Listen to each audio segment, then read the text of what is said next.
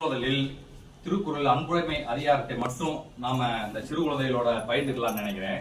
அந்த வகையில இன்று என் மகனின் 10வது பிறந்த நேரத்துல இந்த திருக்குறள் அன்புடைமை என்னும் அதிகாரத்தில் 10 குறளை மட்டும் ஒரு முற்றுதல் செய்ய போறோம். அப்ப நான் சொல்ல சொல்ல எல்லா பையங்களும் சொல்லலாமா?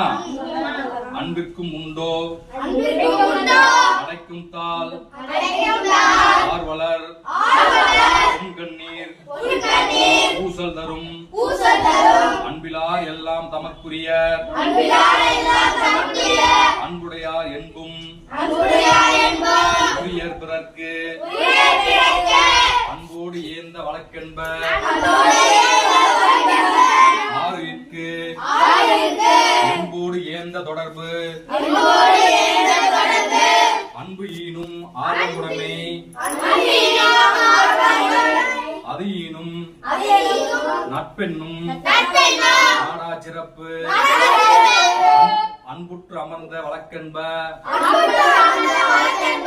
வையத்து இன்புற்றார் எய்தும் சிறப்பு அறத்துக்கே அன்புசார் என்ப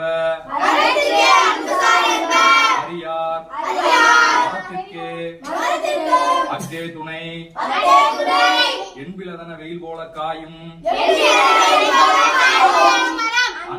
அன்பிலதனை அறம் அன்பகத்தில்